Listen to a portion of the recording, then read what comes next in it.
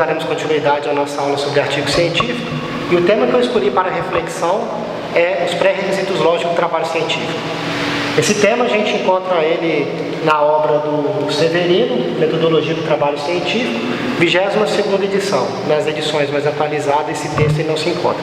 Mas eu considero ele um texto fundamental para a gente elaborar um trabalho científico.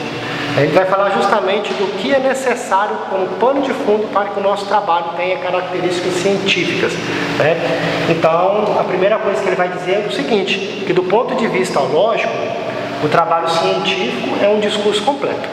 Isso significa que o nosso texto, no sentido mais amplo da palavra, ele deve ter início, meio e fim. Então, seja lá qual for a discussão que a gente estiver fomentando, ou na monografia ou no artigo, é necessário que a gente conclua de uma forma satisfatória o raciocínio que a gente iniciou. Ele vai dizer também que, de um modo geral, o trabalho ele assume a forma dissertativa. E o que é uma dissertação? Uma dissertação é um texto que se propõe demonstrar utilizando argumentos. Vocês devem lembrar, desde o período de escola, quando a gente aprendia lá a redação, a gente apresentava um tema, que é uma proposta de problema relacionado a um assunto qualquer, e aí a gente tinha que, nos parágrafos seguintes, colocar argumentos que fizessem concluir positivamente ou não em relação àquele tema proposto. Tá?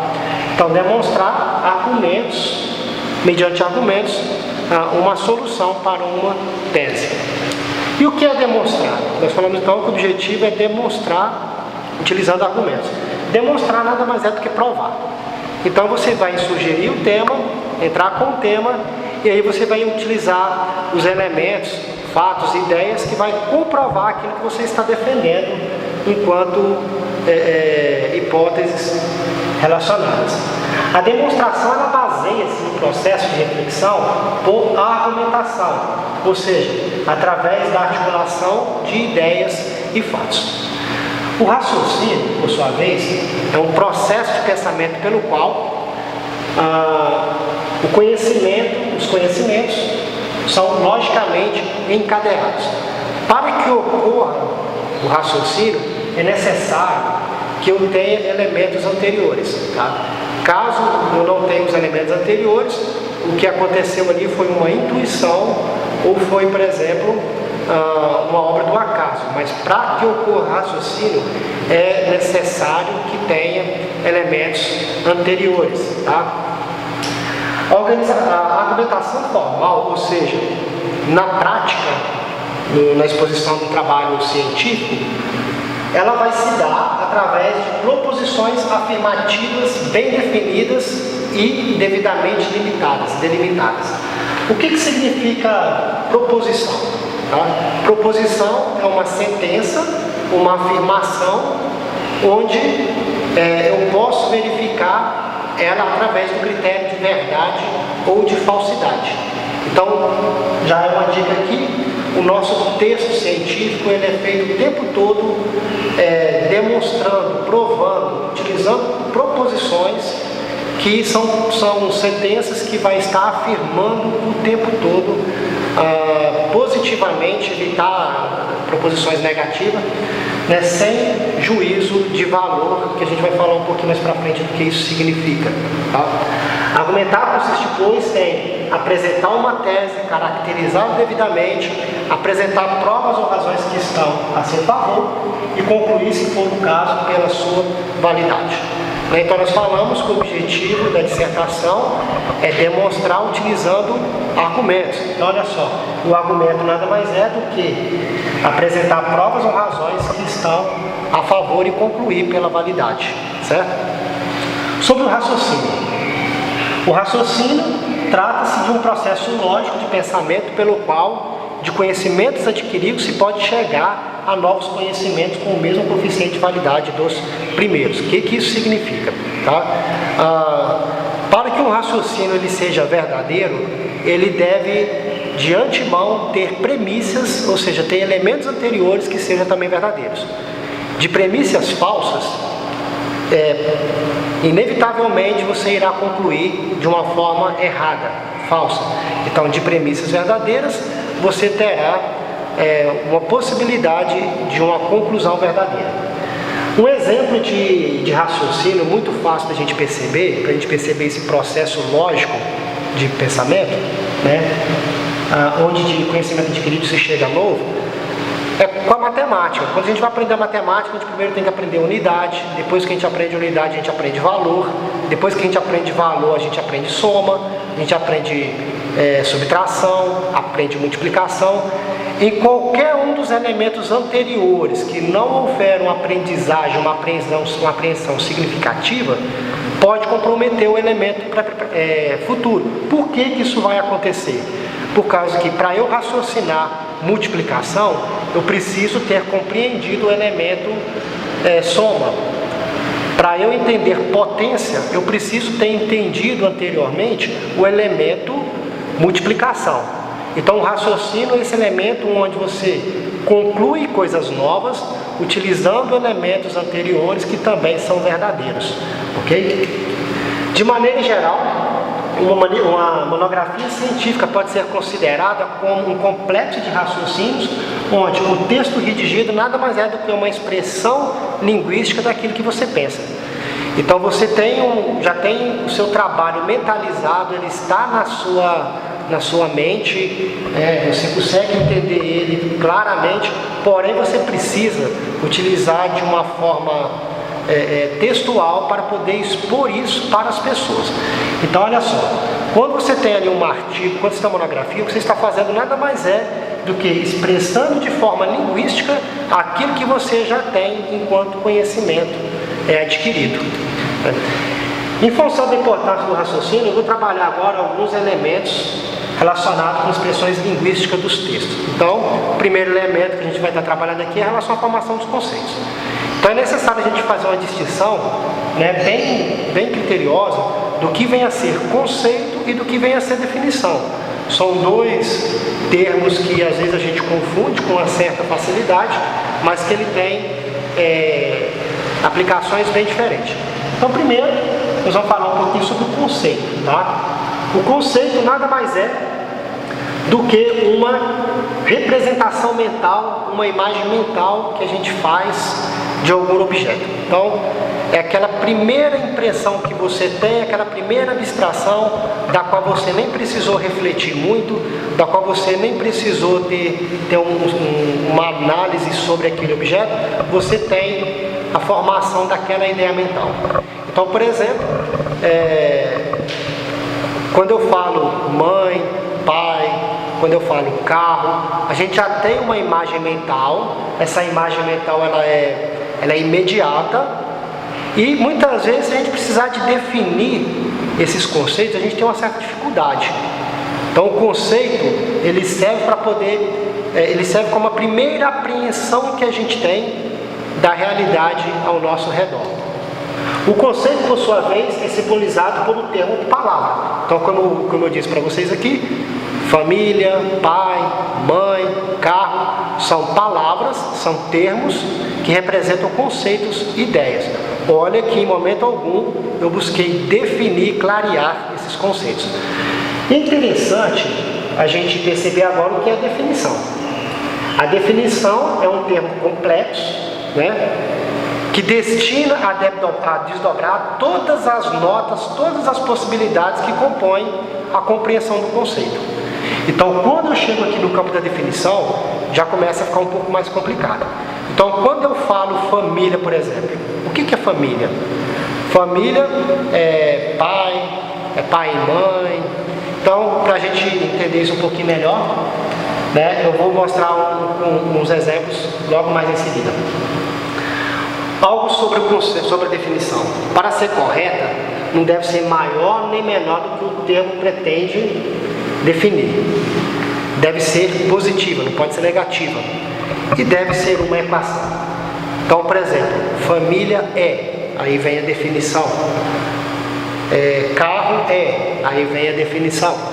Então, a definição, inclusive, o conceito, inclusive, ele embarca uma possibilidade muito maior. Então, por exemplo, quando eu falo de carro, vai desde aquelas charretes antigas até o automóvel movido a propulsão, ou o automóvel elétrico. Olha só como é que o conceito ele é muito amplo. Quando eu falo carro elétrico, eu já tenho, eu precisando definir isso de uma forma mais clara, eu vou ter que entrar com uma definição que é somente aqueles movidos a energia elétrica.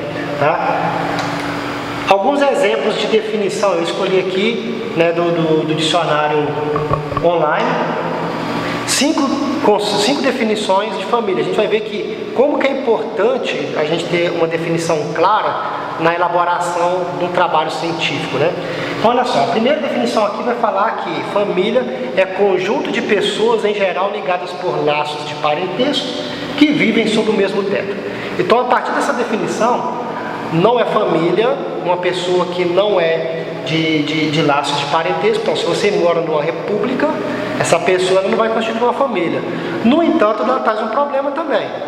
Olha só, conjunto de pessoas ligadas por laços de parentesco que vivem sob o mesmo teto. Então, se eu resolvi morar fora da casa dos meus pais, deixou de ser família? Porque não está no mesmo teto. Então, olha só como uma definição, quando ela não é bem elaborada, ela pode, né, prejudicar um conhecimento sobre determinado assunto. Mas é lógico que isso aqui é só um primeiro conceito, a primeira definição. Então, pessoas que moram no mesmo teto, que tem um certo grau de parentesco. Outra definição sobre família, né, ainda do mesmo dicionário, vai dizer que é um conjunto de ascendentes ou descendentes, colaterais e afins, de uma linhagem ou provenientes de um mesmo tronco ou estirpe. Aqui você tem, por exemplo, os clãs, né, que são famílias. Você tem, por exemplo, os brasões das famílias Souza, família Silveira, família Pinheiro, né, que são pessoas até que você não conhece, mas que de certa forma faz parte dessa linhagem, seja de forma ascendente ou de forma descendente. Aqui você percebe que já não se limitou somente à casa física. Aqui você teve uma ampliação do conceito. Uma terceira definição diz que são pessoas do mesmo sangue ou não, ligadas entre si por casamento, filiação ou mesmo adoção, parentes, parentela. Essa terceira definição, ela é muito próxima daquela primeira, que você tem uma certa proximidade, porém não está limitada à mesma casa, ao mesmo teto, à mesma residência. Essa quarta definição é uma definição mais figurativa. Grupo de pessoas unidas por convicções, interesses ou origem comuns. Tá? Então, por exemplo, ser brasileiro, quando você encontra uma pessoa no exterior, né, você é brasileiro, outra pessoa brasileira, você sente uma familiaridade, né, participar de uma mesma comunidade, como por exemplo, ser um membro de uma igreja, você tem uma comunidade ali que ela tem características familiares também. A escola, você tem uma comunidade escolar. Então, quando você tem grupos afins também, figurativamente falando, ali também é considerado uma família. E por fim, conjunto de coisas que apresentam características ou propriedades comuns. Olha aqui que esse conceito de família não tem nada a ver com pessoas. Né? Aqui, por exemplo, família seria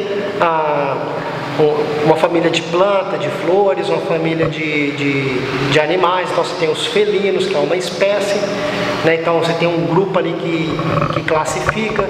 Então olha só como que é importante a gente entender essa diferenciação entre conceito e definição. Né? Conceito é aquilo que permite a gente pensar as coisas. A definição é aquilo que permite a gente diferenciar as coisas pensadas. A relevância da definição para o trabalho científico em geral está no fato de ela permitir exata formulação das questões a serem debatidas. Então, quando eu digo, por exemplo, vou pegar aqui a família lá que a gente definiu. Se eu estou falando de felinos, eu estou utilizando aquela quinta definição que a gente viu no dicionário online. Então, eu não estou falando de consanguinidade, não estou falando de coisas em comum, eu não estou falando de morar debaixo do mesmo teto, eu estou falando de uma espécie. Então, ali, quando eu tenho uma definição, o objeto fica mais claro. Discussões sem clara definição dos temas discutidos não levam a nada. Aprender a bem definir as coisas de que se trata no trabalho é uma exigência fundamental. Então, um dos princípios para a gente conseguir fazer uma reflexão, para que o raciocínio ele progrida, é que a gente, além de ter conceitos suficientes, né, é que a gente tenha termos bem precisos, porque a utilização inadequada de um termo, né, pode vir a prejudicar todo o trabalho científico. Observe-se que o nosso vocabulário pode encontrar-se em vários níveis. Então nós temos, por exemplo, o nível do senso comum, o nível técnico e o nível especializado. O nível do senso comum é aquele em que a linguagem ela não precisa de demonstração, ela não tem nenhum nível de dificuldade, não houve análise nenhuma. Então esse nível é um nível normal que a gente utiliza para conversar no dia a dia, né? Já o nível técnico é aquele que a gente aprende nas diversas ciências. Então eu, por exemplo, aprendi com um grau maior de dificuldade sobre a filosofia, né? Outro aprendeu aí sobre a engenharia ambiental, outro aprendeu sobre a pedagogia, sobre a biologia, sobre o direito. Então assim vai acontecendo esse vocabulário técnico.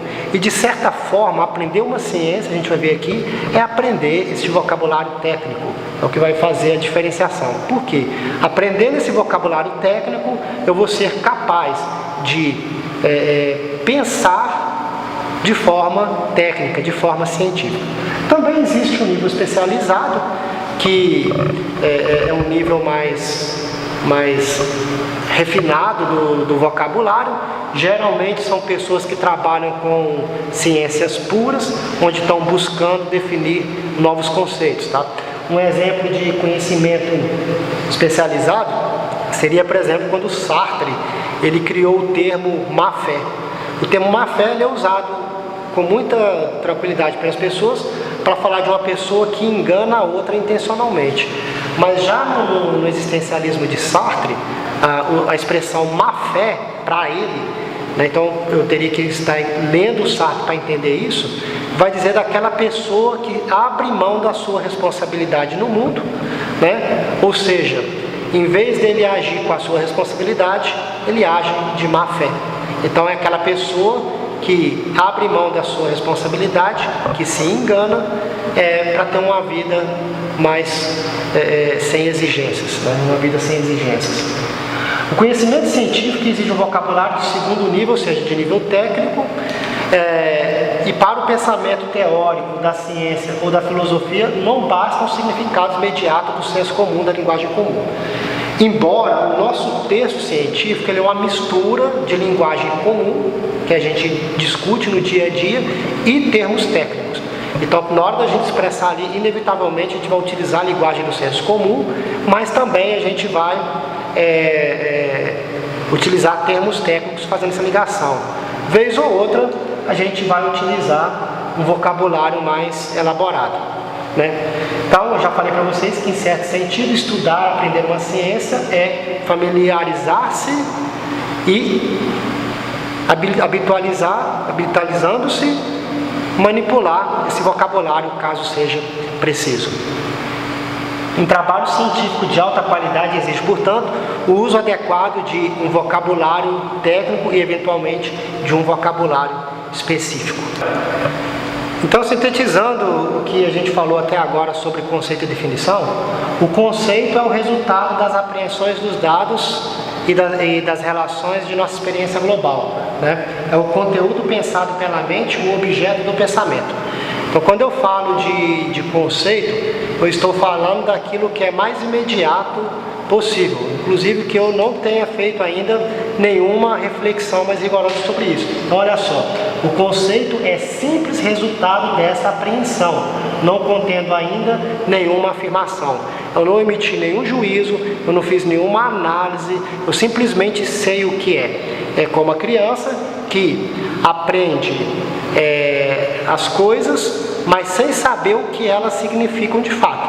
Se você pedir para perguntar o que aquilo significa, ela não vai saber definir com clareza.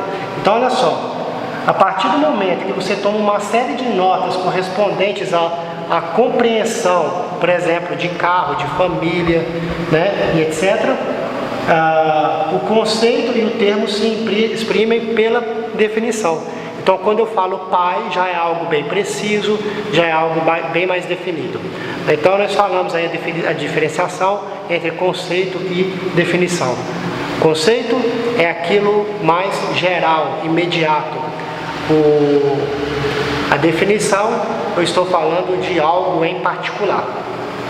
Nessa aula de hoje, a gente falou sobre o que vem a ser um trabalho científico, que é um trabalho considerado completo em sua natureza, que geralmente é feito em forma de dissertação, justamente por buscar demonstrar através de argumentos, utilizando ideias, utilizando fatos, aquilo que você busca defender, buscar resposta lá nos seus problemas.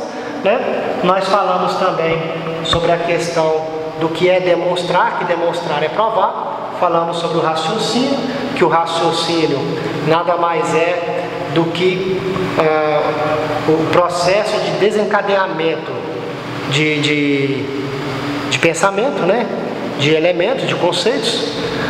E nós falamos também sobre a diferenciação entre conceito e definição. Na nossa próxima aula, a gente vai estar dando continuidade a esse texto do Severino e até em breve.